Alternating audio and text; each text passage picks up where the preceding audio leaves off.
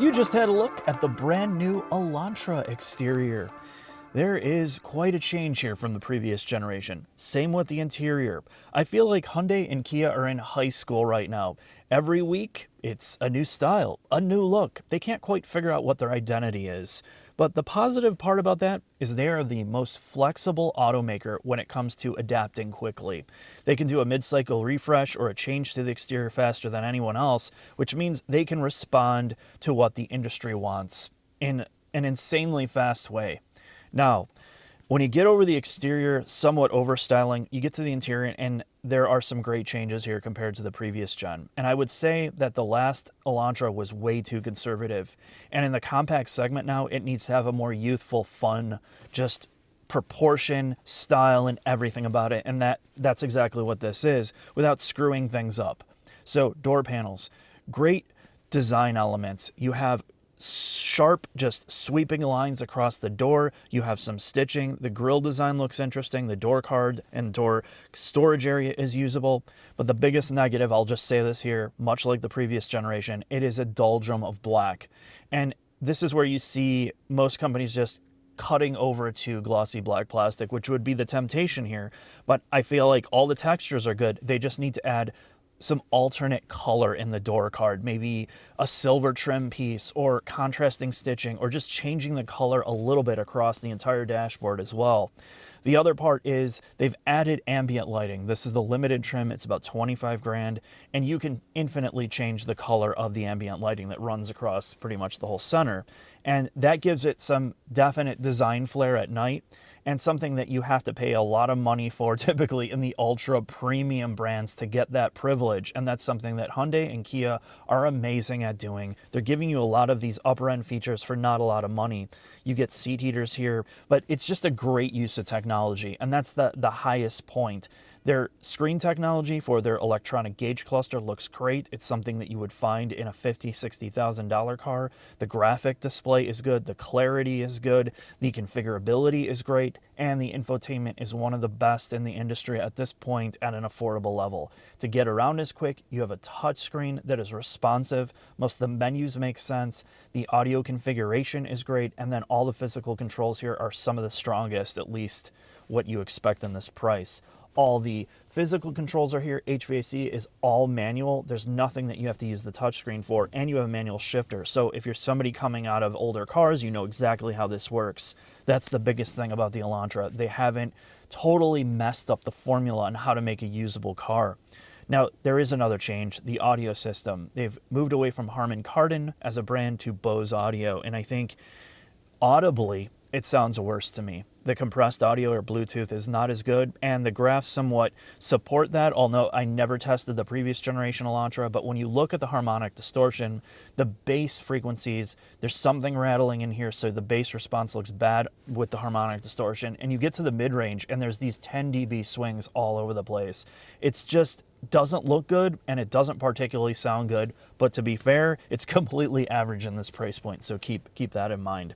The seats are comfortable. You could take a long trip on here, although they feel a bit smaller, but perfect for my body type. The back seats have great and ample room, much like the previous generation. The car feels huge. The front pillars are smaller, so you don't have a bunch of blind spots on this thing. The trunk space is good with the seats folded down. This is going to be a very usable sedan. It just gets down to the point, do you like the style? Let's get into the shop and talk about some of the mechanical changes. Underneath the new Elantra, it was about 5 years ago that I was at the launch in San Diego for the previous generation. They made some huge changes to that car. In terms of refinement, lowering NVH vibration, they started using an insane amount of structural adhesives, which quieted the car down. They were attempting to make it the quietest, most refined vehicle in this segment. Now, time has moved on. That's a hard thing to chase with Mazda going up market. So they've improved some things here, and they've also taken a step backward. The previous car was way too refined, had very little character, and now they're kind of going the opposite direction. So underneath, what do you think? So this is the K3 architecture, and much like Mazda did with their Mazda 3, they threw away the independent rear suspension. They ditched the multi-link for a torsion beam, and that's for one reason, Mark: saving money. Yes, cost. And when I talk to the Kia engineers, which also share the same architecture with this, They said it was over $300 per car that they saved by just using a torsion beam. And the justification is at around the $20,000 price range, people are not buying this for amazing handling. They don't need that overhead. So when you sell 100,000 of them, you do the math on that, they can put all that money back into the interior electronics, which is one of the most expensive parts about designing new cars. It's infotainment, electronics, and the dash architecture to make all that fit. And that's what sells cars, Mark. Honestly, Yes. if you go to a dealership and you don't know a whole lot about cars, a salesman is not going to wow you with suspension architecture. It's mood, modes, interior lighting, and all that other fun stuff. All the gimmick stuff. But underneath, this is also not a piece of shit, No, it's to be not. fair to them. They haven't forgotten about this. So you still have all the structural adhesives, which require less steel. They also made some changes to the body, right? And basically, typical every automotive manufacturer fashion, the car is now wider, longer, and lighter. It's also lower as well. And you have 3 engine options here, Jack. For the regular SE and this is the Limited, which is the top trim at $25K, you get a 2-liter naturally aspirated engine with multi-port fuel injection, no DI, no direct injection. So that's a big thing here if you're looking at this car. It also does not have start-stop except on the lowest trim level, which makes no sense to me. But again, if you want the middle trim level, you don't have to have start-stop. When you go up to the hybrid, it goes to a 1.6-liter naturally aspirated motor that makes 100 horsepower, and then you have the hybrid motor, the hybrid drivetrain, which adds power back. And then you go all the way up to the N-line, which adds independent rear suspension. The hybrid also gets it, though. Independent rear suspension, you're correct. So hybrid and the N-line get independent rear, and then the N-line also gets a dual clutch setup, which is also a dry clutch setup, and with the 1.6-liter turbo. So it kind of has that spread there. Interesting. Last to talk about, underneath, it's all steel. It's exactly what you would expect. But if you're going to buy this, which you're not going to lease this car, it's something to keep, you can get at everything here, which we typically don't see. Most companies now cover everything up. They haven't over-covered this if you need to get to your oil filter, your drain plug, the CVT, which they call the IVT in Hyundai fashion for North America for marketing purposes. It's the intelligent CVT. That's right. And their engineering goal was to make it imperceptible for normal people from a regular torque And converter. they mostly achieved that. I would say it's 85% there. That means it has simulated shifts and simulated gear shock from shifts in sport mode. So most people will never notice this. And to me, they also wanted to reduce gear whine or transmission whine from the belt system. So in this car, you hear it a little bit more than I heard in the other Kias, but this is also more open, and that could be why. But it is well paired to this engine, because the engine makes around like a little less than 150 horsepower, and it's totally adequate with the CVT. Absolutely. I think you're going to enjoy it specifically when we're talking about the price. Let's get this on the road and see how it drives. All right.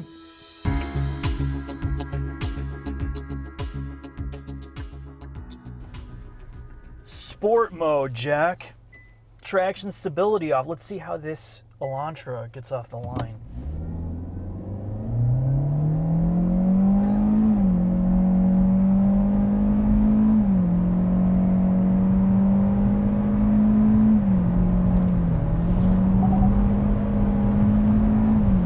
It's got 100 gears. It just doesn't stop. This is inspired.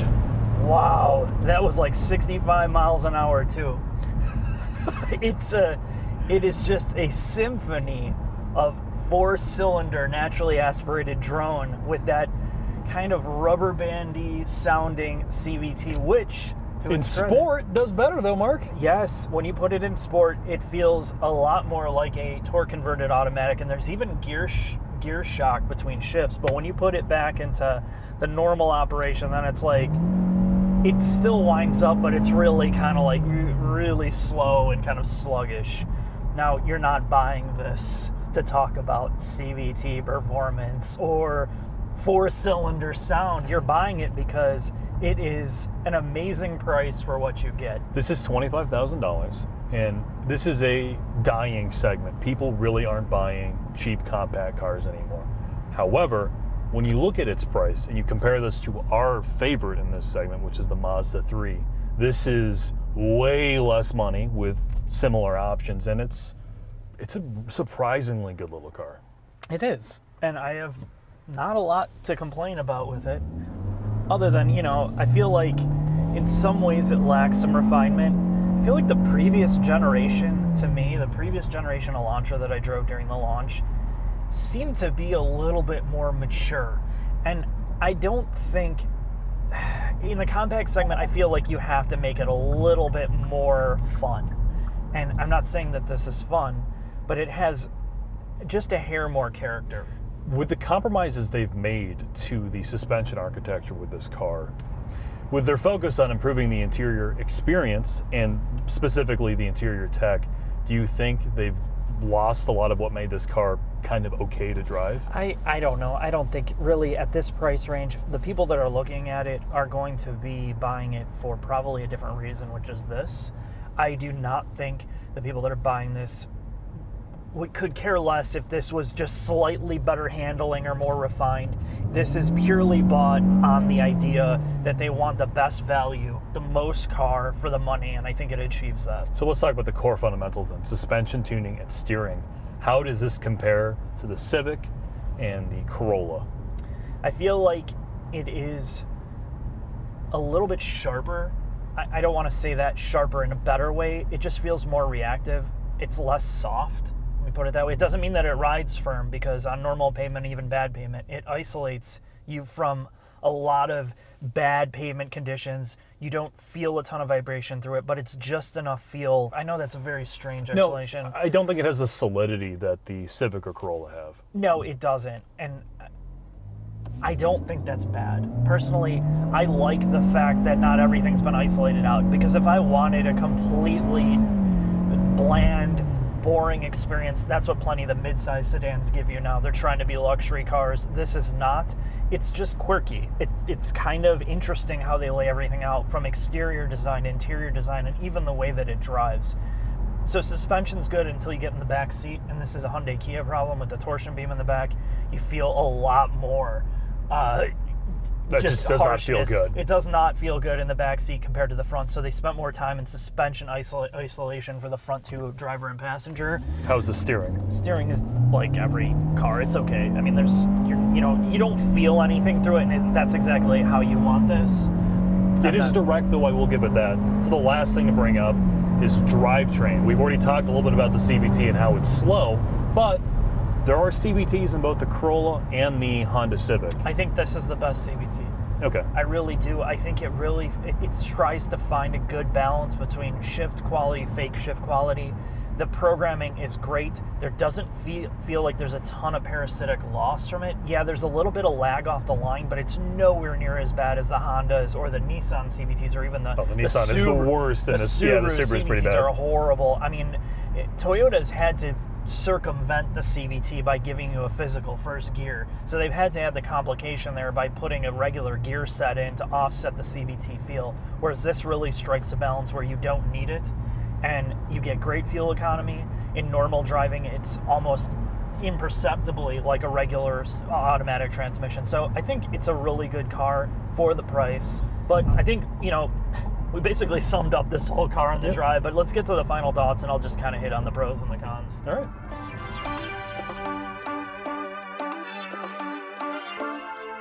Final thoughts on the Hyundai Elantra. Like on the interior commentary, I said, you go from one extreme to another in the car world. Hyundai is a master at throwing different things up to see what works. The exterior styling is going to be a definite contention here if you're looking at this. It is far less conservative, it's way more edgy, and I don't think it's going to age well, but who am I? The interior space is amazing. It really is good. This is a step in the right direction. It's youthful, well-built. The technology is good. Again, the new audio systems are a little bit flat. That's one negative aspect to it, but I think they do a good job in terms of adding the technology and the features that you want.